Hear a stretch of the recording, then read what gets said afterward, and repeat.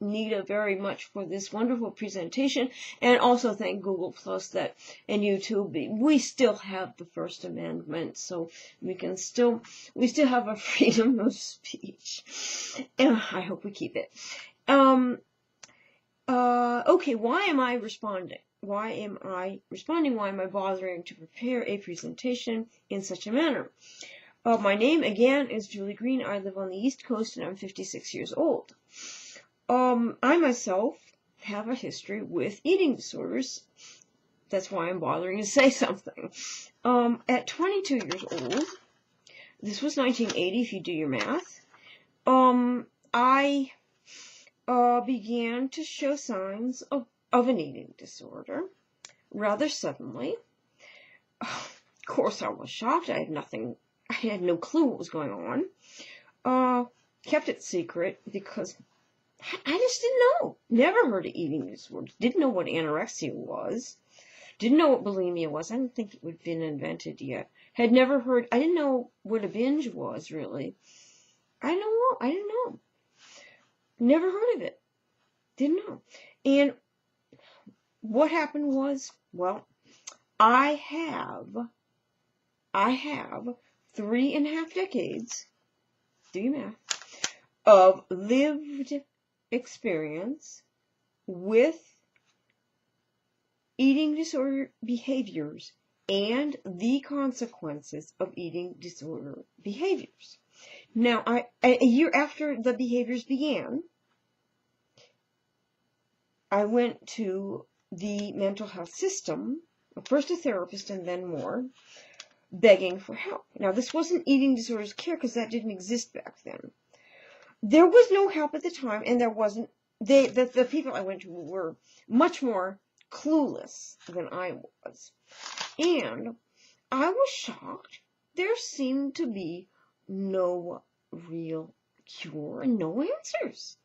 You could say, therefore, that I went through 3.5 decades in the mental health system. 3.5 decades of lived experience within the mental health system. Now, in 2010, that is 4 years ago, at the age of 52, I found out there was such thing as eating disorders care, which I tried. I figured by now, surely, there must be an easy cure. I had been through over 50 psychiatric hospitalizations. They included shock treatments, restraints, seclusion, forced injections, and pills I never needed. Half my life had been spent dealing with prejudice and discrimination, never mind poverty, and the other half trying to work around medication side effects. How exhausting.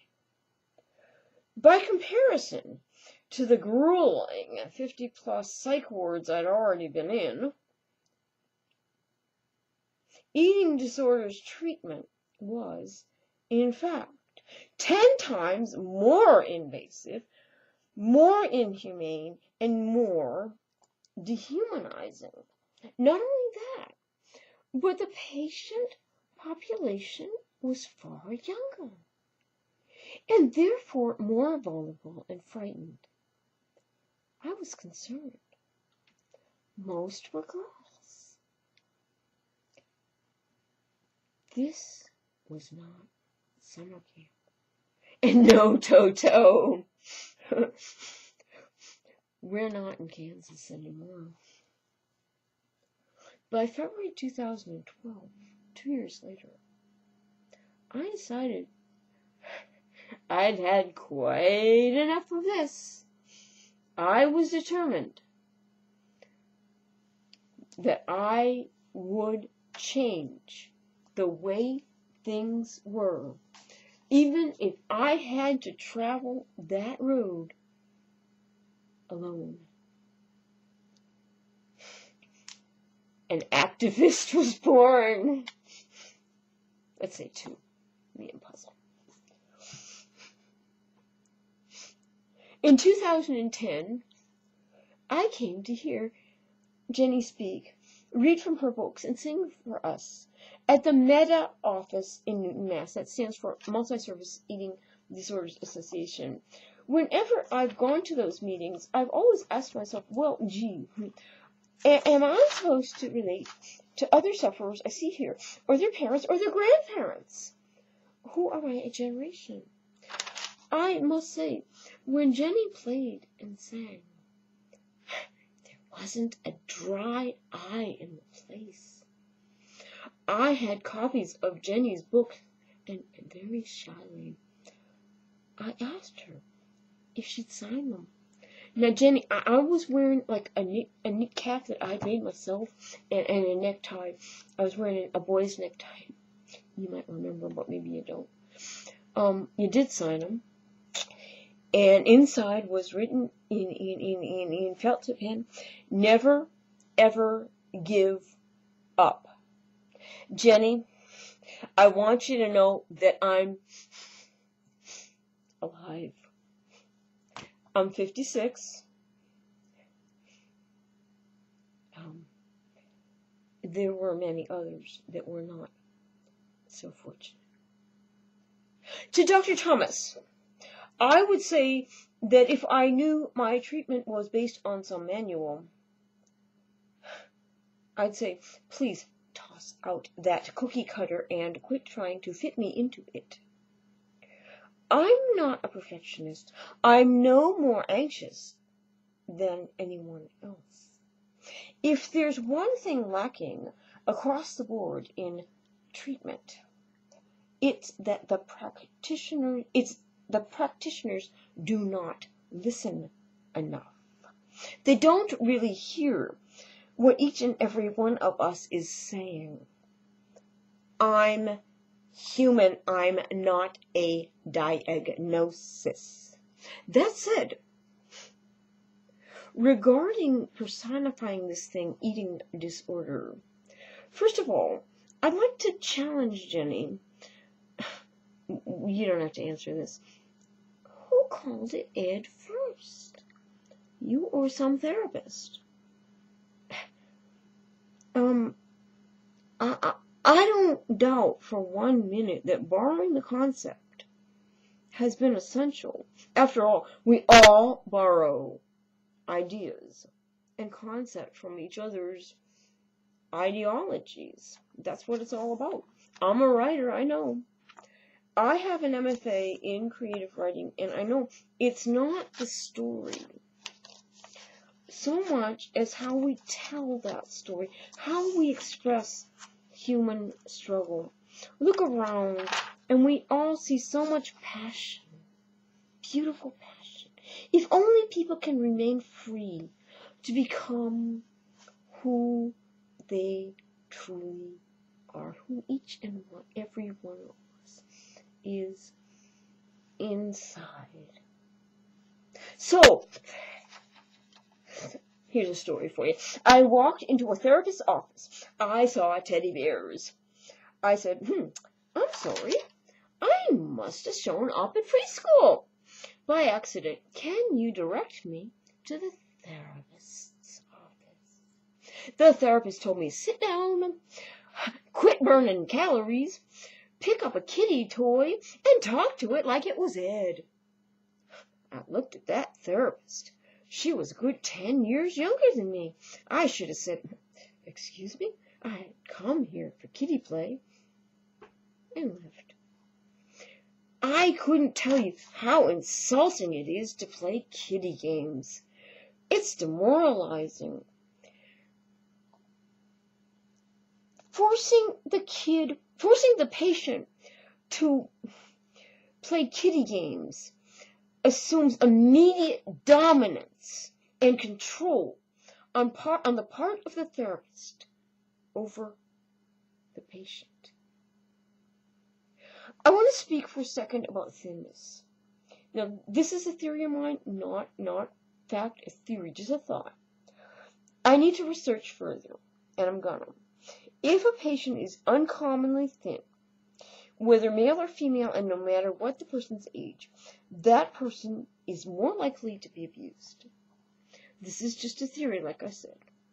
I think when a person has a sadistic streak in them, that is, someone else has a sadistic streak in them, however small, I truly believe that, given a choice, they would beat upon this emaciated person. Do you see what I'm saying? Now, you take a puppy or kitten. No, you see a puppy or kitten, you would like to hug that puppy or kitten because they have a large head. Now, what do you do? What do people do when they see someone emaciated?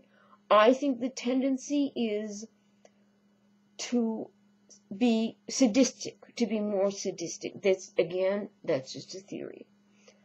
Okay, look back. Look back. When we were thin, look back. Remember how folks would shy away, afraid to touch, afraid to give you that hug, afraid to touch your thin body? Just think that. If there's ever been an entity that's been my eating disorder, it's like a lens that I see through, like my glasses. So I think, can I live without my glasses? Can I live without my eating disorder? I can't see without my glasses. But I'm a writer. Writing is only metaphor. I can't toss out my glasses, true. But I can toss out the metaphor anytime I want. Do you see what I'm saying? I wrote it. That's all. I put words together. We can use new words. We've only just begun to do that. Carolyn mentioned something I can certainly relate to. The statement, my eating disorder makes me unique. I liked her response that she gives to her patients in that regard. It's so sad that if you go down the ED road, you will most likely end up just like anyone else, because unless you're rich enough or extremely lucky, you'll be forced into cookie-cutter treatment, just like guided by a therapist working from a textbook. Is this the answer to anorexia? Nah, Puzzle doesn't think so. She wants to go out. Or will you speak up now? Will I speak up now? Yeah. Will you join me?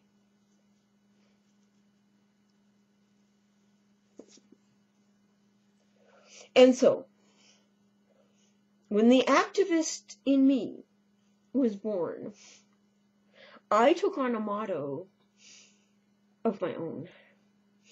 When I attend protests, and even when I was at last year's NIDA walk in Boston, I held up a large sign displaying my motto.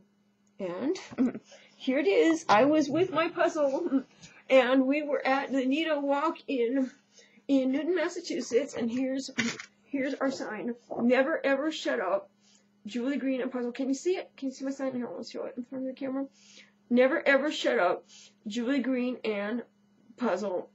Thank you very much. Bye-bye.